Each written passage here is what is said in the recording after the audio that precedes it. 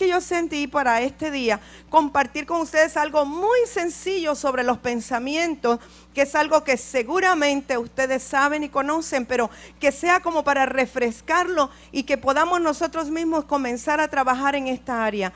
Porque quiero decirle que el campo de aterrizaje que los demonios utilizan para controlar, oprimir o deprimir a los hombres es la mente. El enemigo trabaja a través de nuestra mente. Entonces debemos de cuidar nuestra mente. Así es que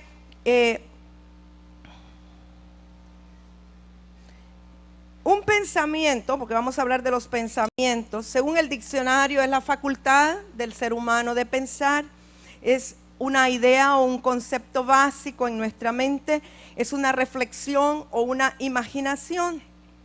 Eso es básicamente un pensamiento. Nosotros necesitamos entender cuál es el origen de los pensamientos o de dónde vienen. La primera fuente de los pensamientos es de la mente humana o del yo. Pero hay pensamientos que pueden ser inspirados por Dios a través del Espíritu Santo. Y hay otros pensamientos que pueden ser provocados por el diablo, por el enemigo, al oprimirnos externamente. Claro que también el diablo puede utilizar a personas para que nos digan cosas e infiltren pensamientos en nosotros. Pero siempre la procedencia sería el enemigo. O sea que tenemos tres fuentes en los pensamientos. Los que son generados de nosotros mismos, de nuestro interior o del yo. Los que son inspirados o infiltrados por Dios mismo, por el Espíritu Santo que está en nosotros, y los que pueden ser enviados o infiltrados de parte del enemigo externamente para hacernos pensar de acuerdo a su voluntad, a la voluntad del diablo. Una vez que conocemos cuál es el origen de los pensamientos, vamos a ver cómo son los pensamientos de un hombre que no tiene a Dios, un hombre, un varón o una mujer que aún no se ha encontrado con Jesucristo. Salmos 10:4 nos da la respuesta. Dice: el malo por la altivez de su rostro no busca a Dios. No hay Dios en ninguno de sus pensamientos. O sea que el hombre que aún no se ha encontrado con Jesucristo, que aún no ha tenido un encuentro con Dios como su Padre, es malo por naturaleza. El pecado original está en él, la iniquidad es la que gobierna su vida. Y dice que estos hombres, varones o mujeres, no tienen ningún buen pensamiento. En los pensamientos de ellos nunca Dios está presente, sino que son malos por naturaleza. Entonces no podemos esperar que haya un buen pensamiento o un pensamiento de Dios en alguien que no conoce a Dios. También Proverbios 15:26 dice: abominación son a Jehová los pensamientos del malo, o sea, del que no le conoce. Más las expresiones de los limpios son limpias. Entonces el hombre sin Dios tiene pensamientos que no contienen a Dios y que son abominación para el Señor. El corazón, yo quiero que meditemos un poquito. Cuando hablamos de corazón espiritualmente, no estamos hablando del músculo cardíaco, no estamos hablando del inciso, no estamos hablando anatómicamente, estamos hablando del interior del hombre, de donde se gestan las emociones y los sentimientos. El corazón tiene un efecto predominante en el pensamiento, y después vamos a ver que esto es como un círculo. Mateo 15:19 dice: porque del corazón salen los malos pensamientos, los homicidios, los adulterios, las fornicaciones, los hurtos, los falsos testimonios, las blasfemias. O sea que según esta escritura, los pensamientos se gestan en el corazón, como quien dice que del corazón pasan a la mente o pasan al cerebro, pero que el origen es el corazón emocional, ¿verdad? El corazón, no el músculo cardíaco, sino el corazón donde están nuestras emociones. Proverbios 23:7 dice: porque cuál es su pensamiento en su corazón, tal es él. Come y bebe te dirá, mas su corazón no está contigo. O sea que de la condición del corazón va a depender en gran medida la clase de pensamientos que tengamos. Por eso debemos de guardar nuestro corazón. Por eso la escritura dice que sobre toda cosa guardada, guardemos el corazón, porque de él mana la vida. Si nuestro corazón es un corazón limpio, entonces nosotros vamos a tener pensamientos limpios. Pero si nuestro corazón es un corazón inicuo, es un corazón impío, los pensamientos que vengan a nuestra mente serán igualmente de iniquidad. La mente tiene pensamientos, dijimos, originados por el yo, pero cuando vienen pensamientos de parte del enemigo, cuando el diablo infiltra, hermanos, en nuestra mente un pensamiento, si nosotros permitimos que ese pensamiento baje al corazón, entonces lo que va a ocurrir, si permitimos que baje al corazón, es que se va a anidar la maldad en el corazón y esto se va a convertir en un ciclo. Después del corazón inicuo, del corazón lleno de maldad, entonces sube a la mente y se convierte como en un ciclo o en un círculo vicioso. De la misma manera, el hombre que ha heredado columnas de iniquidad ancestrales, por ejemplo, si es alguien que su abuelo era malvado, su padre era malvado, él es malvado en naturaleza y trae una columna de iniquidad. Usted ha visto niños tal vez que desde pequeños ellos se gozan con destripar un pollo, ellos se gozan con matar un gato, que los cuelgan, le sacan la lengua a un perro, lo queman, le hacen cosas que usted diría, pero qué mente más sádica, ¿cómo pueden hacer eso? Eso es por causa de columnas de iniquidad que vienen desde los antepasados y en ellos está como el deseo de hacer el mal. Entonces, estos niños o personas que han heredado esa maldad en su corazón, entonces solamente podrán producir del corazón a la mente pensamientos negativos, pensamientos malos, pero eso se convierte en un círculo vicioso. El que piensa o que le es infiltrado un pensamiento malo de parte del enemigo o de otra persona, entonces si lo deja bajar al corazón se convertirá en un sistema de retroalimentación y nunca saldrá de esa maldad y de esos malos pensamientos.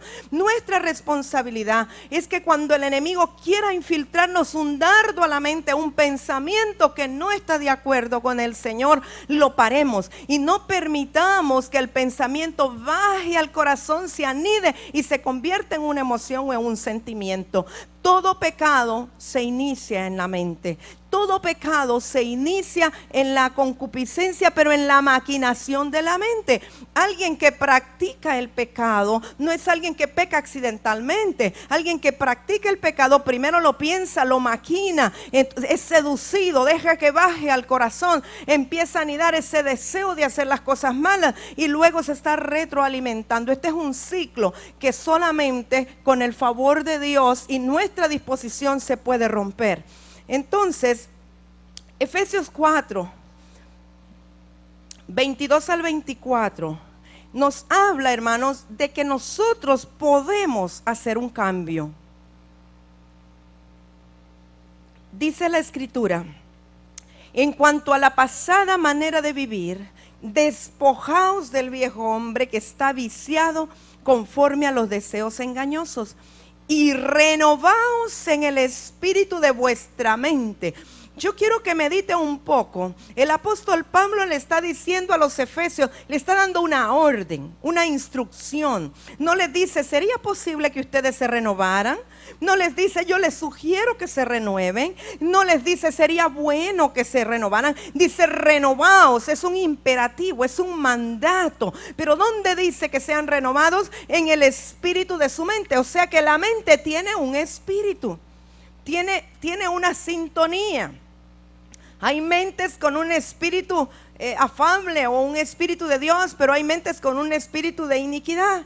Entonces es una ordenanza que nos renovemos en el espíritu de nuestra mente. Fíjese que ni siquiera dice que renovemos el corazón, sino que renovemos el espíritu de nuestra mente y vestíos del nuevo hombre creado según Dios en la justicia y santidad de la verdad.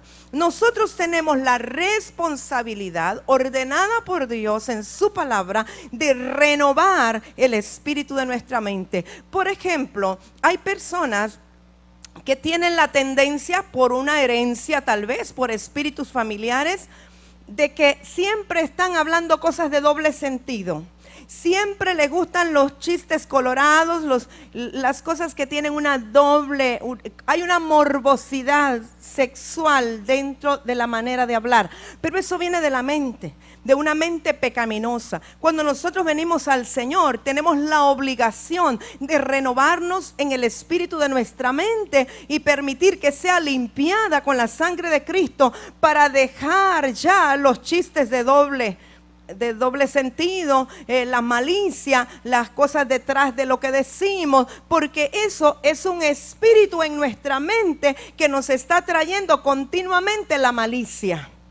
Y estas personas no solamente pecan cuando hablan, sino que aun cuando miran. Hay personas, y esto lo estoy diciendo por el Espíritu Santo, hay personas que aunque estén sentadas en la iglesia, están viendo a la persona que está aquí al frente, que está dirigiendo, y ellos están maquinando cosas y están pensando cosas sexualmente hablando, y tienen después perturbaciones y sueños, porque el espíritu de su mente es reprobado, es pervertido. Entonces hay una ordenanza de que seamos renovados en el espíritu de nuestra mente. Habrá otras personas que en ellos es muy fuerte el espíritu de rechazo, y entonces siempre están pensando cosas que nadie más está haciendo. Ay, la hermana pasó y no me dijo adiós. Yo creo que es que está enojada conmigo. Yo creo que es que le han dicho algo de mí. Ay, ¿qué pasaría que no me dijo? Y están siempre, su mente, el espíritu de su mente está siempre allí dando vueltas alrededor de tiniebla que el enemigo le está oprimiendo para que su mente no esté pensando en lo bueno, en lo santo y en lo puro, que es en lo que tenemos que pensar.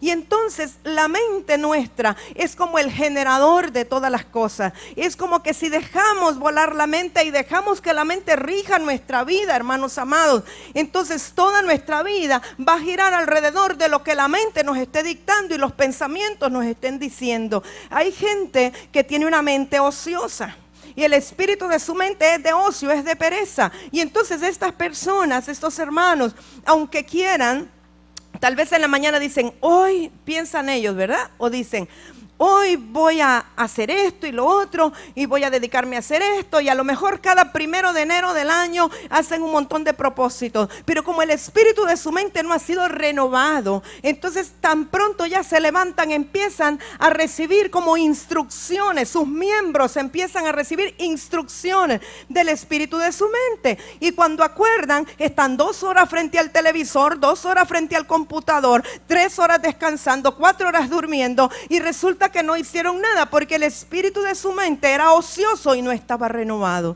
Pero de igual manera hay personas que el espíritu de su mente solo piensa en trabajo, trabajo, trabajo, trabajo. Y entonces cuando quieren sentarse a descansar, aunque hayan proyectado que van a descansar y quieren descansar, entonces el foquito de la mente, del espíritu de su mente trabaja, trabaja, trabaja, trabaja. Entonces están programados porque su mente no ha sido renovada. El espíritu de nuestra mente tiene que ser renovado conforme a la palabra de Dios. Y la palabra de Dios nos dice, hay tiempo de descansar, hay tiempo de trabajar, hay tiempo de reír, hay tiempo de llorar, hay tiempo de hablar, hay tiempo de callar, hay tiempo de nacer, hay tiempo de morir, hay tiempo de danzar y hay tiempo de endechar. O sea, todo tiene un tiempo debajo del sol. Y eso es lo que la Escritura dice. Pero nuestra mente, el espíritu de nuestra mente necesita ser renovado de acuerdo a la palabra de Dios. Y es una ordenanza. Todos nosotros, al venir al conocimiento de Jesucristo, tenemos la obligación, la responsabilidad, la demanda de parte de Dios de renovar el espíritu de nuestra mente. Y luego vamos a ver cómo es que vamos a renovar el espíritu de nuestra mente, ¿verdad? Como dije, es una obligación, no es una opción. Ahora, el hombre nacido de nuevo debería aquí, espero que todos seamos nacidos de nuevo, nacido del agua y del Espíritu de Dios, pero el hombre nacido de nuevo debería de tener pensamientos diferentes, una mente diferente. Proverbios 12:5 dice, los pensamientos de los justos son rectitud, mas los consejos de los impíos engaño. El justo vive en nosotros, hemos sido justificados por Cristo. Entonces nosotros, al ser justos, nuestros pensamientos deberían de ser como los de Cristo, que es el justo por excelencia. pensamientos siempre de rectitud, no de engaño, no de mentira, sino que de rectitud, porque somos los justos. Proverbios 12:5. Y 1 Corintios 2:16 dice: porque ¿quién conoció la mente del Señor? ¿Quién le instruirá? Pero Pablo le dice a los corintios: mas nosotros, los nacidos de nuevo, tenemos la mente de Cristo. ¿Usted cree que todos los corintios tenían ya la mente de Cristo? ¿Verdad que no? ¿Qué dice? ¿Sí o no? Todos se quedan muy calladitos. Yo creo que ellos posicionalmente tenían en el espíritu la mente de Cristo, o acceso a pensar con la mente de Cristo. Pero una cosa es la verdad posicional de todo lo que Cristo nos dio en la cruz del Calvario por fe, y otra es la experiencia de ir caminando en esa verdad hasta que sea cumplida conforme lo que Cristo dijo que consumado era.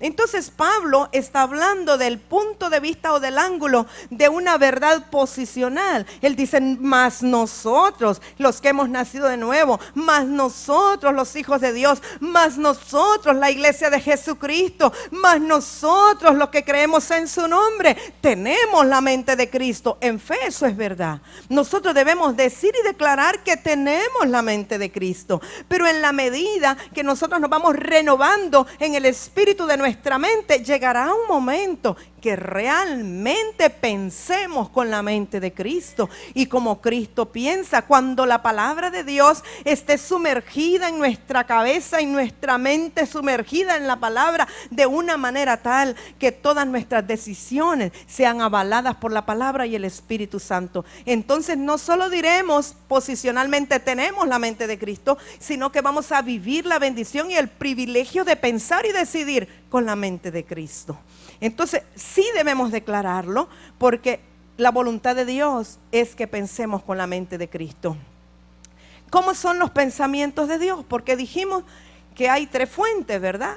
Los pensamientos que se generan internamente en la mente del hombre, los pensamientos dados o inspirados por Dios y los pensamientos infiltrados por el enemigo. Entonces, ¿qué dice la Biblia respecto a los pensamientos de Dios? Salmos 139, 17 y 18. ¿Qué decía el salmista David?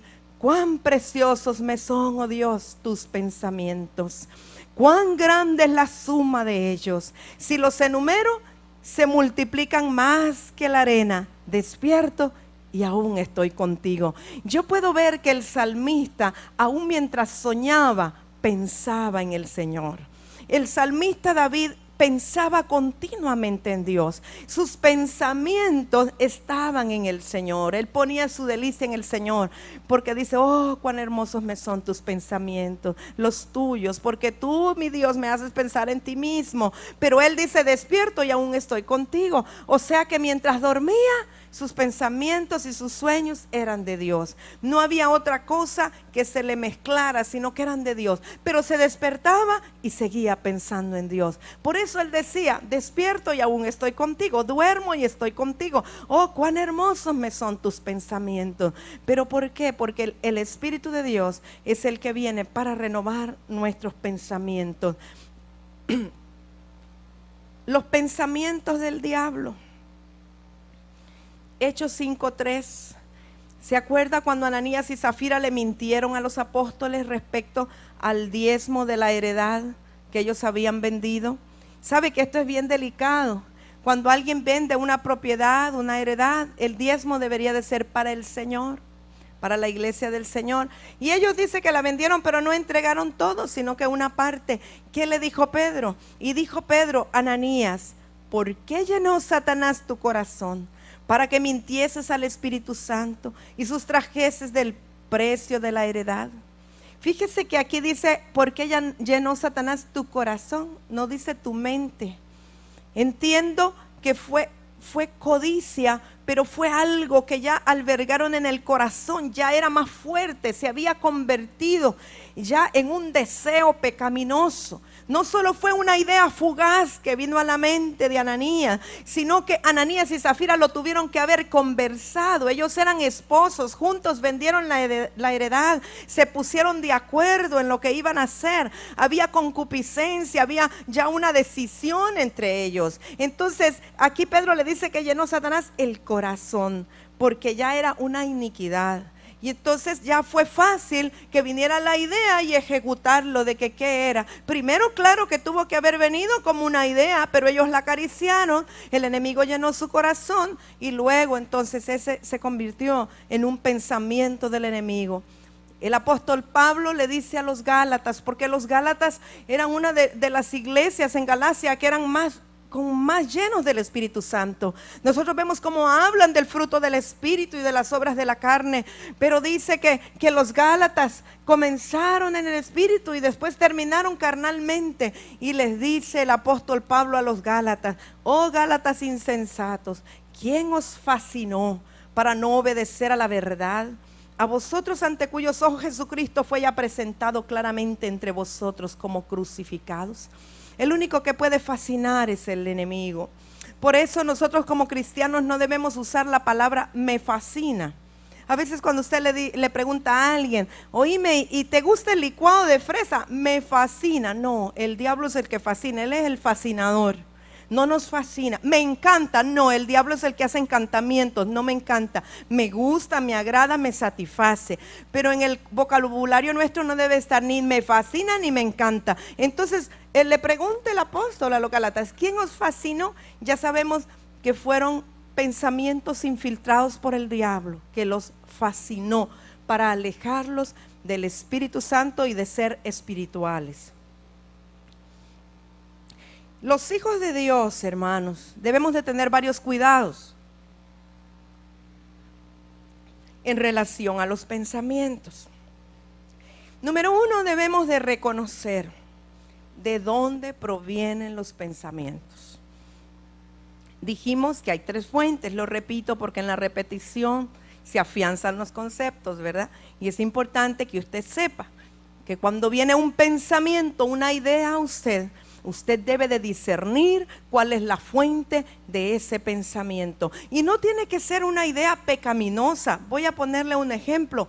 Muchas veces el diablo puede infiltrarle pensamientos de cosas que usted tendría o debería de hacer, que parecen buenas, no tienen nada de malo, no tienen nada de pecado aparentemente, pero ya sabemos que al que sabe hacer lo bueno y no lo hace, le es pecado.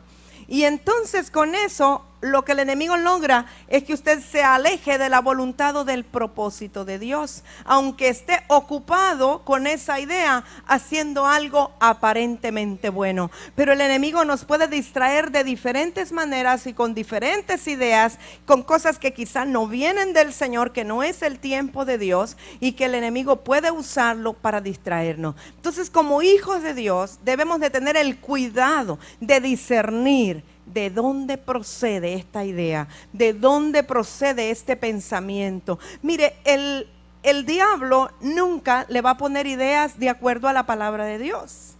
Y Dios nunca le va a poner pensamientos o ideas que contradigan su palabra. Entonces, discierna de dónde viene. ¿Viene de Dios?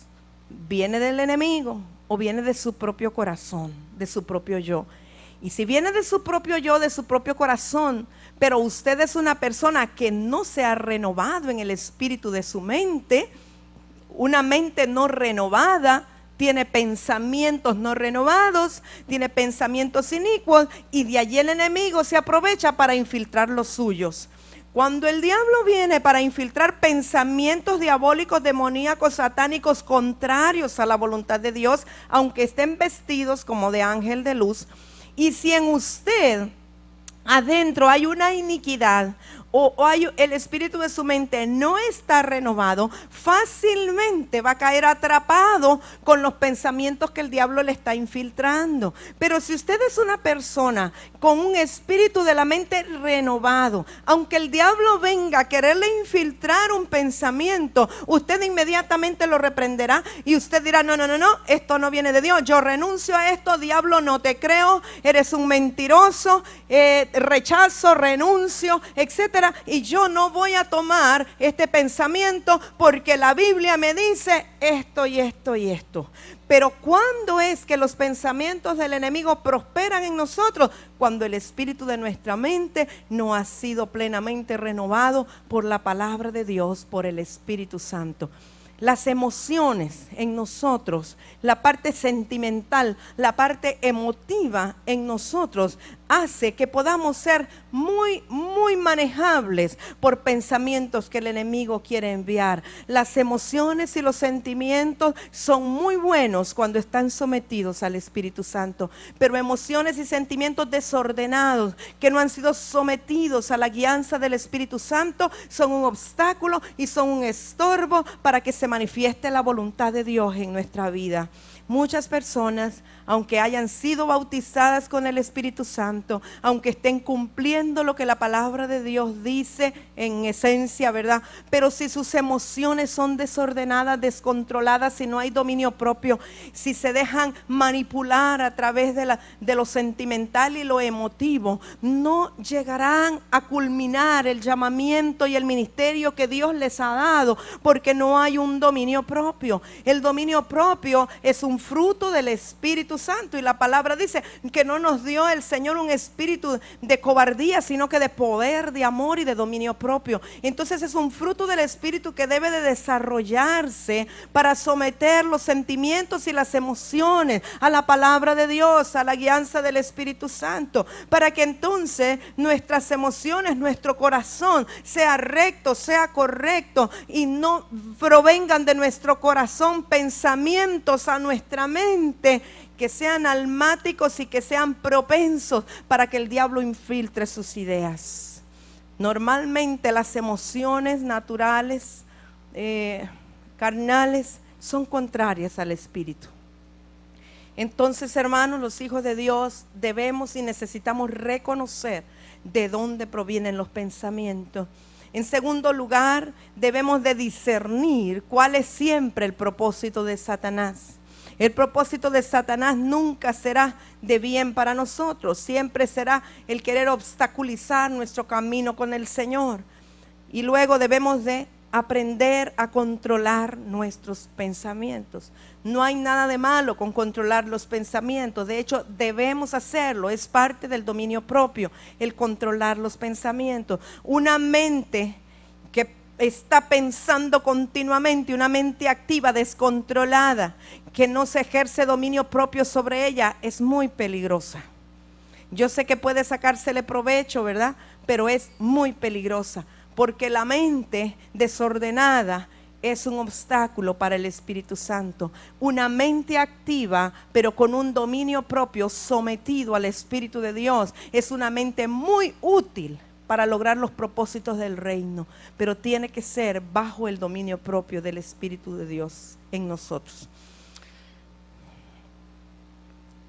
¿De dónde provienen los pensamientos?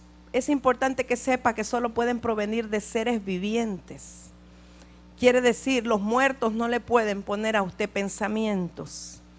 Hay gente, recientemente que estuve en la montaña, me encontré con unas personas que decían que se les había aparecido un siervo de Dios que ya está muerto y que les había dado algunas instrucciones.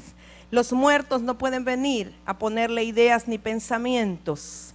Los muertos no han resucitado todavía, por tanto no tienen la facultad para venir a hablar ni a darle pensamientos ni ideas a usted. Si alguien dice que se le apareció un muerto, es que mire que se me apareció mi mamá y me dijo que vendiera la propiedad y que se me apareció en sueños. Óigame lo que le voy a decir. Solamente los demonios que vivían en los seres que ya murieron son los que pueden proyectarse con la forma física o corporal del que murió, y quien le está hablando es un demonio. El espíritu de los muertos no puede hablarle, ni puede ponerle ideas ni pensamientos. Esto es muy importante, hermanos, que usted lo capte, porque a veces hay hermanos que dicen que es que soñaron que el muerto, la tía o el abuelo se les apareció y les dijo. Eso no es de Dios. Si a alguien se le aparece, es un demonio que vivió en la persona que ya murió, aunque usted le haya visto con la forma y la cara y la voz de su mamá y de su abuelo, de su tío, de quien sea. Eso no es de Dios y no es bíblico. Así es que los pensamientos solo vienen de seres vivientes. En el caso de un demonio, pues vive, ¿verdad? Si los pensamientos no están de acuerdo con la Biblia, no son de Dios. O sea, ¿cómo puede saber usted de dónde provienen los pensamientos? Número 1, tiene que saber que no provienen de muertos, solo de seres vivientes. Número 2, tiene que saber que si los pensamientos no están de acuerdo con la Biblia, no provienen de Dios. Esa es una manera de ir eliminando. Si los pensamientos no le producen paz interior, no son de Dios. Hay pensamientos que a usted le pueden producir alegría, pero no paz. Por ejemplo, he oído personas, siervos de Dios, que ya de pronto no les gusta a su esposa porque ya tiene cerca de los 50 años y ya la ven un poco arrugadita y un poco gordita, y entonces dice, no, es que me reveló Dios, que es que esta no era la mía, sino que me la equivocaron, que fui yo el que escogí, pero que el que él me tenía es una que tiene 25 años. Entonces ese pensamiento le puede causar mucha alegría al alma, pero no traerá paz a su espíritu porque no va de acuerdo a la palabra. Me explico, usé un ejemplo radical pero que es real. En Estados Unidos es muy común. Pero eso es un pensamiento que no puede provenir de Dios. Nunca puede provenir de Dios porque es contrario a la palabra. Le podrá ocasionar alegría y todo lo que usted quiera, pero nunca paz en el espíritu. Porque si lo acepta y dice, no, es que es de Dios, nunca tendrá paz la persona que tal diga o que tal haga. Eso no puede provenir de Dios. Entonces, una manera de saber de dónde provienen los pensamientos es que haya una paz interior en el espíritu, porque está de acuerdo con lo que la Biblia, la palabra de Dios dice. Si el pensamiento, la idea, interfieren con el respeto y amor al prójimo, eso no es de Dios. Dios no le puede poner a usted la idea. Vamos a poner un ejemplo radical para que lo capte mejor. Resulta que hay un hermano que tiene dificultad económica y dice, pero hermano, yo tengo que trasladarme todos los días de San Pedro Sula a Progreso para mi trabajo, yo necesito un carro. Y de pronto al día siguiente viene y dice, hermana, mire que Dios me dio una idea, un pensamiento, Dios me reveló que el hermano tal me tiene que dar su carro porque yo lo necesito más que él. Eso no viene de Dios. Esa idea, ese pensamiento no es de Dios, porque interfiere con el respeto al hermano. Y si Dios quiere que el hermano le dé el carro, Dios le va a hablar al dueño del carro, no le va a hablar a usted. ¿Sí? Entonces no le va a poner esas ideas, ¿verdad? Entonces, toda idea o pensamiento que interfiera con el amor a los hermanos, el amor al prójimo o el respeto a los demás, no viene de Dios. Ay, es que Dios me puso una idea tremenda, que yo entre y agarre de las cosas que tiene el vecino, y que eso no viene de Dios. Interfiere con el respeto a los demás. Entonces, de esa manera, muy sencillamente, usted puede saber de dónde vienen. Si una idea, un pensamiento le perturba el sueño, eso no es de Dios. Usted viene y dice, ay, es que no pude dormir porque de la gran inquietud. Bueno, medítelo bien, porque dice que el Señor guardará en completa paz aquel cuyo pensamiento en él persevera.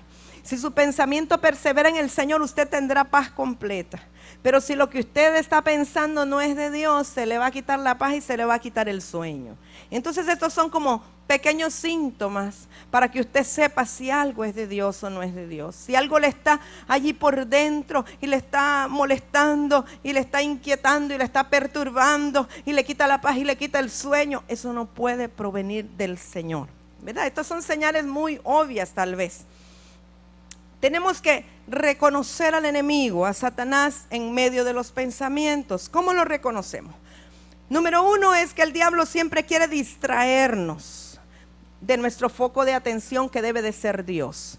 Toda cosa que venga a nuestra mente, que nos va a distraer de Dios, su palabra, su Espíritu Santo, la congregación, todo lo que conlleva el Señor, eso no puede ser de Dios. ¿Verdad? Eso es lo primero, lo que nos distrae de nuestro foco. Satanás nos mantiene pensando en cosas naturales, esto ya lo hablamos, aunque no sean pecado, pero cosas naturales para que no nos dediquemos a la palabra de Dios. Puede ser que usted viva con una inquietud, es que tengo que lavar ropa, es que ahora tengo que planchar la ropa, es que ahora tengo que doblar la ropa, es que tengo que colgar la ropa, y que todo el día vive con esa idea y con ese afán, como para que usted no se concentre en el Señor o en la palabra del Señor.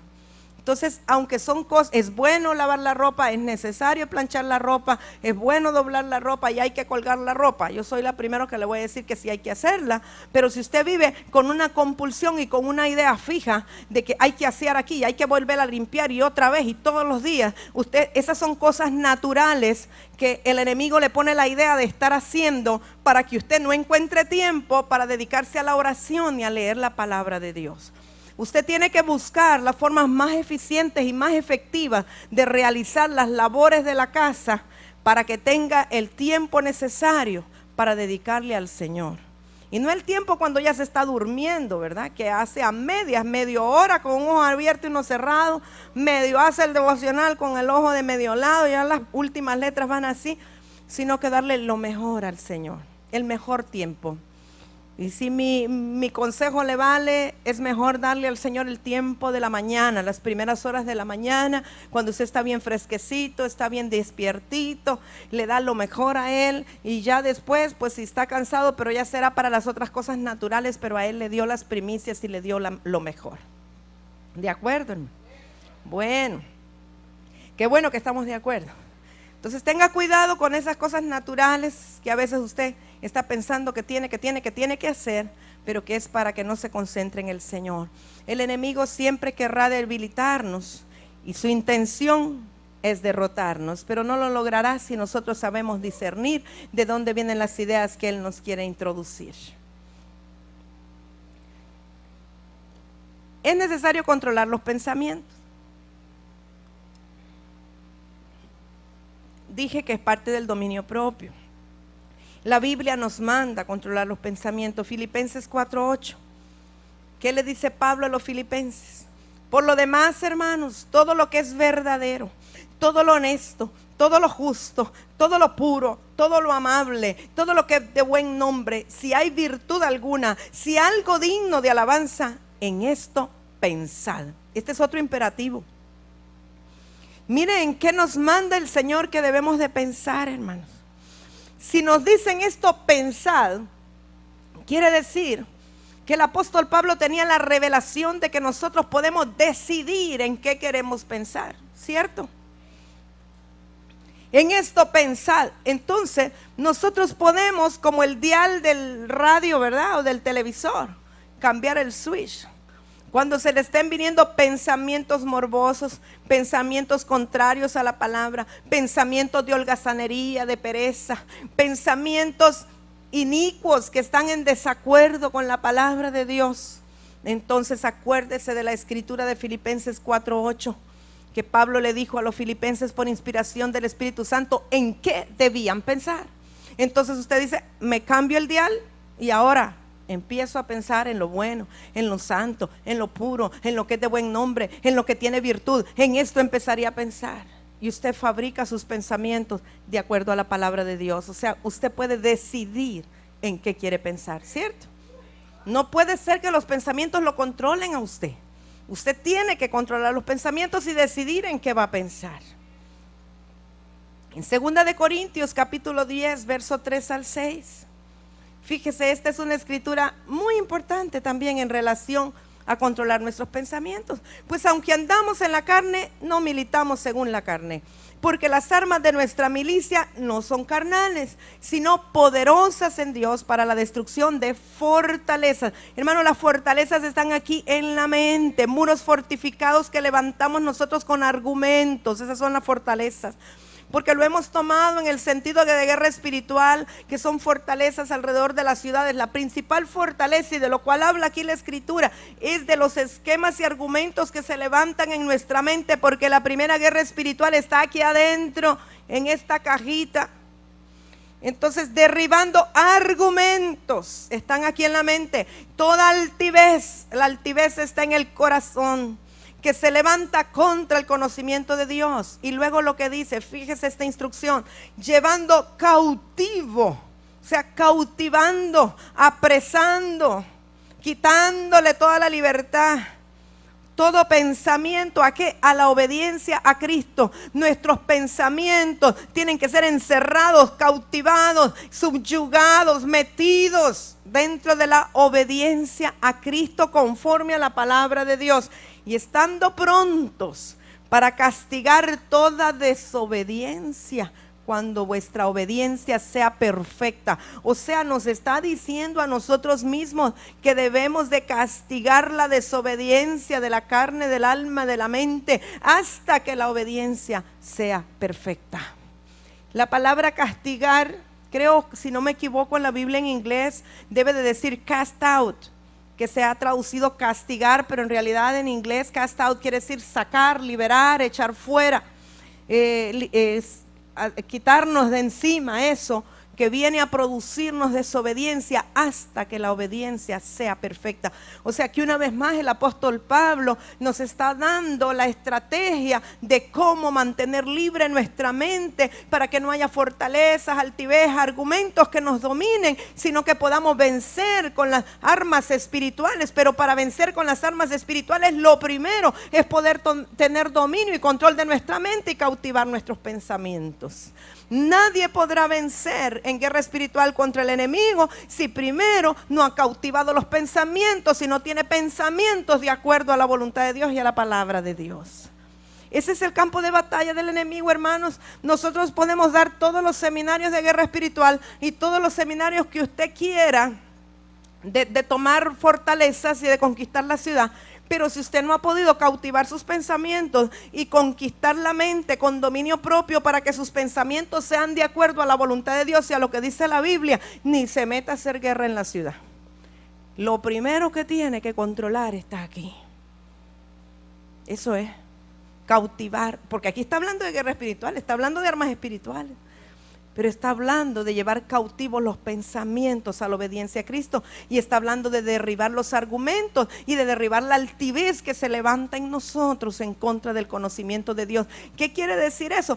No está hablando necesariamente de un ateísmo abierto. Es que hay muchos argumentos y mucha altivez que se levanta en nuestro corazón que realmente son contrarios al conocimiento de Dios, o son contrarios a lo que el Espíritu Santo quiere hacer. Le voy a poner un ejemplo muy sencillo. Yo estoy convencida que la obra espiritual de la iglesia la realiza el Espíritu Santo. Yo estoy convencida por mi vivencia de 20 años y por lo que Dios me ha estado hablando últimamente, que si Él no edifica la casa, en vano va a ser todo nuestro trabajo. Entonces, puede ser que de pronto una altivez se levante en mí, o una idea venga a mi mente, un argumento que me haga pensar que la iglesia va a ser edificada por lo mucho que yo haga con ellos, o por lo mucho que yo les imponga, o por lo mucho que yo les exija, o por lo mucho que yo haga o deje de hacer. Eso es altivez. Cuando uno como líder piensa que el éxito de la iglesia se debe a lo que uno hace, es altivez. Y es un argumento contrario al Espíritu de Dios, porque el Espíritu de Dios es el que hace la obra y el que edifica la casa. Y entonces si ese argumento o esa altivez se levantara, yo tengo que estar presta para derribarlo y darle el primer lugar al Señor, porque ese argumento es contrario al conocimiento de Dios. Porque el Dios que hemos conocido es un Dios que edifica y un Dios que hace la obra Él, y que Él tiene misericordia de quien Él quiere y Él edifica como Él quiere. Entonces no es por lo que yo haga o no es por lo que usted haga, es por lo que Él haga. Amén. No se oye. Le puse un ejemplo nada más de una altivez que puede levantarse en nosotros. A veces puede ser un ministro de alabanza, un ejemplo tal vez más claro. Bueno, y la alabanza estuvo preciosa y Dios respaldó, y entonces viene y dice, la persona dice, ay, mira qué unción se desató cuando yo canté, mira qué tremenda, y esto le estoy hablando de algo real, no le estoy hablando de algo que me imagino. Viera cuando yo canté, qué unción la que se... Ese es una altivez y argumento que se levanta en contra del conocimiento de Dios, porque no es porque usted cantó, es por la misericordia de Dios y porque Él ama a su pueblo. Amén. Bueno, cosas que usted tiene que recordar. Satanás no puede leer nuestra mente, pero sí puede infiltrar sus pensamientos en ella. O sea, el enemigo no lee lo que usted está pensando, pero sí puede mandarle pensamientos para que usted los agarre, usted los tome. Eso es importante que lo sepa. La mente es la puerta de acceso que permite que el enemigo controle, oprima y deprima a los cristianos. Los cristianos no deberían de estar deprimidos. Los cristianos no deberían de entrar en depresión. Sin embargo, lo vemos que existe. ¿Pero por qué? Porque abrieron puertas en su mente, porque no cautivaron los pensamientos y le abrieron una puerta al enemigo para que los controlara a través de las ideas y los pensamientos, los argumentos y lo que está en su mente. ¿Cómo entonces, hermanos, podríamos evitar que nuestra mente sea usada por el enemigo? Porque yo creo que ninguno de nosotros aquí genuinamente quiere que el diablo use nuestra mente, ¿verdad? No queremos, no deseamos que nuestra mente sea usada por el enemigo. Sin embargo, muchas veces lo es. Entonces la pregunta es, ¿cómo evitar que nuestra mente sea usada por el enemigo? Yo voy a darle algunas claves que usted sabe y conoce, solo se las voy a refrescar. La oración. La oración mantiene nuestra mente enfocada en Dios, hermanos. Cuando usted ora de corazón, su mente va a estar enfocada en Dios. El orar por otros nos aleja del egoísmo. Y cuando somos alejados del egoísmo, nuestro corazón y nuestros pensamientos son guardados. Si nosotros no oramos por otros, hermanos, siempre solo nos estaremos viendo a nosotros mismos. Pero el orar los unos por los otros nos aleja del egocentrismo, de estar viendo nuestra propia necesidad. Y comenzamos a ver la necesidad del otro y a orar por el otro. Y dejamos de ser egocéntricos. Y eso entonces libera nuestra mente y libera nuestros pensamientos. Porque las personas que más problemas tienen con su mente son los que son egocéntricos y solo se ven a sí mismos. Siempre están introspectivos ahí, solo viéndose ellos y no están viendo a los demás. La oración, hermanos, nos ayuda a sanar nuestros pensamientos. La oración nos abre puerta a la revelación del propósito de Dios. Cuando nosotros entendemos el propósito de Dios para nuestras vidas, para la ciudad, para la congregación, hermanos, y se abre esa puerta, hay una revelación, nuestros pensamientos van a ser renovados, van a ser transformados, porque ya no estamos viéndonos en un mundo pequeño, sino que estamos viendo cómo Dios mira. Por eso la oración, yo diría que es lo primero para que nuestra mente no sea utilizada por el enemigo. Y podría darles muchas citas más donde dice orad y velad para que no entréis en tentación. La tentación viene por allí, por la mente primeramente y luego el corazón. O sea, Jesús dijo que oráramos y veláramos, las dos cosas. Entonces la oración impide que seamos usados en nuestra mente por el enemigo. En segundo lugar, la palabra de Dios. Cuando nosotros leemos la palabra, hermanos, leemos aunque sea en voz baja o sin pronunciar, sino con nuestros ojos. Al leer, la palabra va entrando por nuestra retina, al nervio óptico, se fija en nuestro cerebro. Es un proceso, si usted quiere, fisiológico, pero comienza a transformar nuestras ideas con solo que leamos la palabra. Empieza a haber una transformación a nivel de nuestro cerebro. Todo lo que usted lee se fija en el subconsciente, viene al almacén que está en su mente, y aun cuando usted sueña de lo que tiene ahí en la mente. Entonces, si usted lee continuamente la palabra de Dios, usted va a tener suficiente material en el almacén para soñar de eso y para pensar de eso. ¿De acuerdo?